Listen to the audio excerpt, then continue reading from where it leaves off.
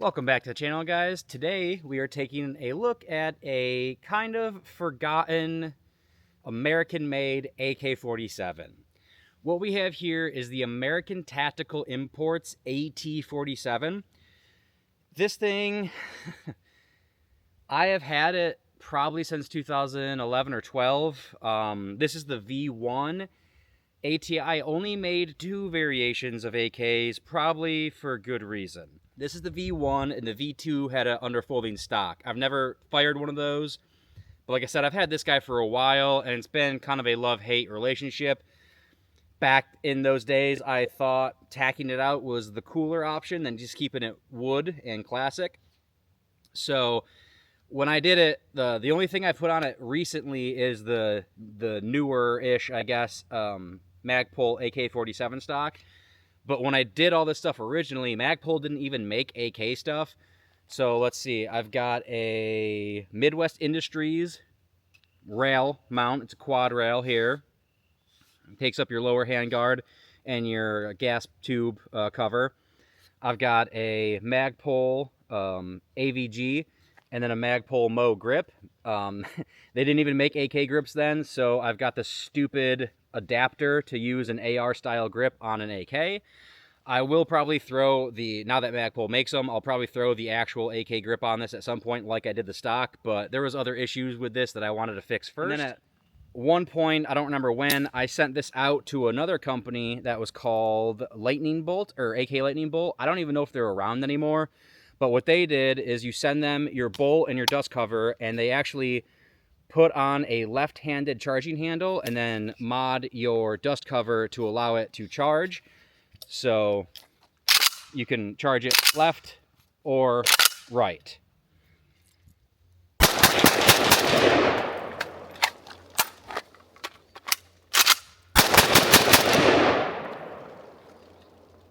I just thought that was really cool at the time, especially, you know, just doing reloads and just coming in and boom, instead of having to come over, under, whatever, take your hand off the fire control, whatever.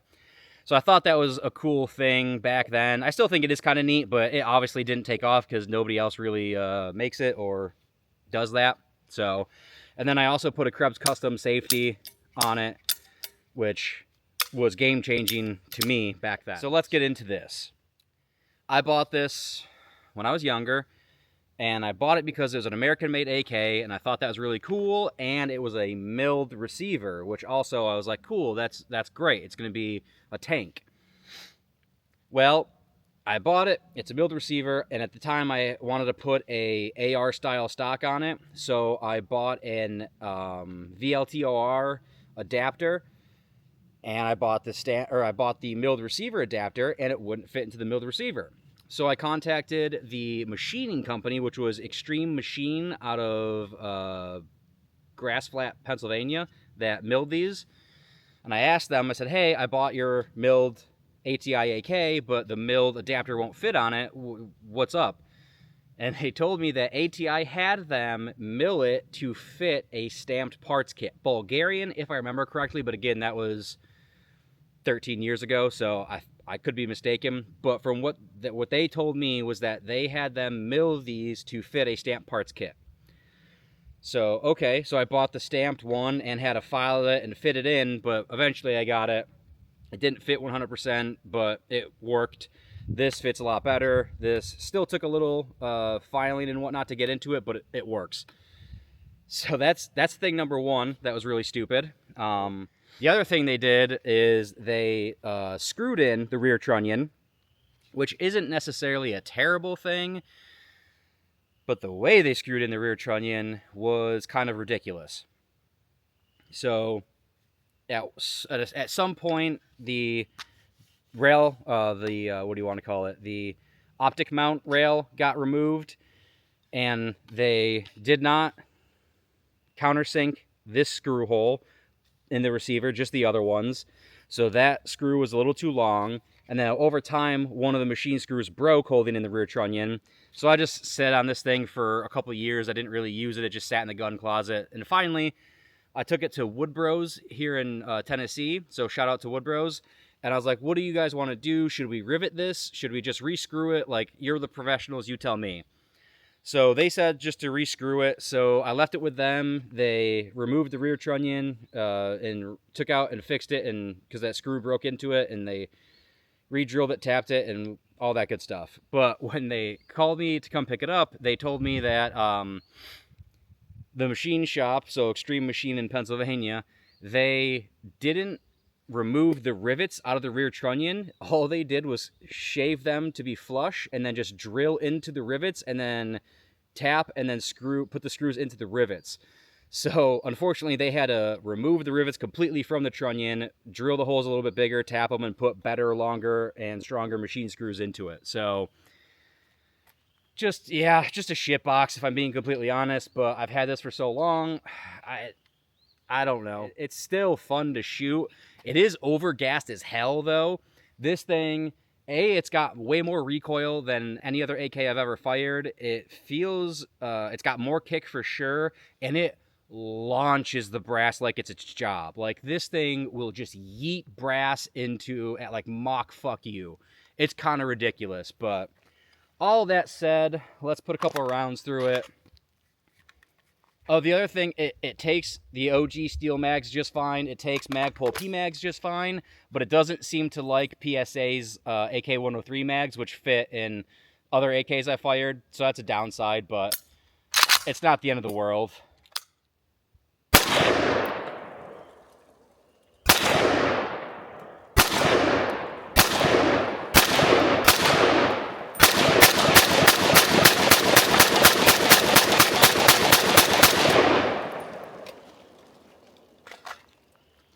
Like I said, man, you can see that thing just recoils a lot more than any other AK I've ever fired.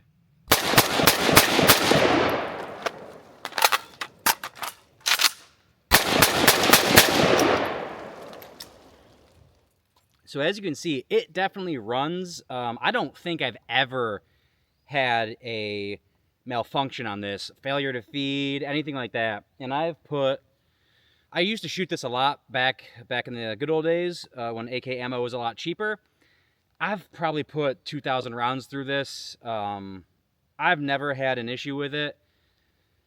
It's just, it definitely thumps harder than your average AK, and the handguard, the Picatinny rail there, it gets warm, man. Like, even just kind of putting your thumb right there, you can feel the heat. But I also have been shooting it pretty quickly just to have some fun with it and rip it.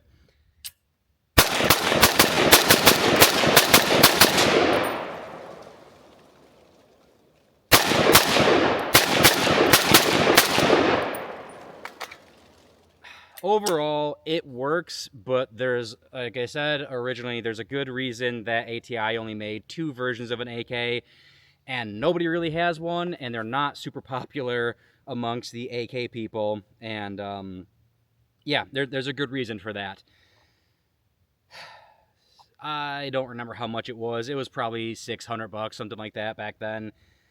In hindsight, I wish I had saved my money and gotten a better import AK, but, you know, hindsight's 2020, and there's not much you can do about it now. I'll probably just hang on to it.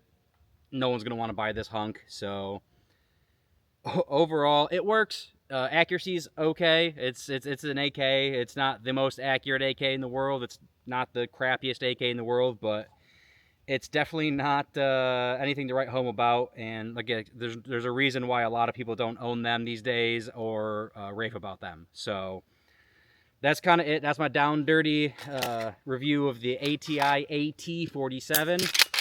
And yeah, hope you guys enjoyed. Until next time, be good.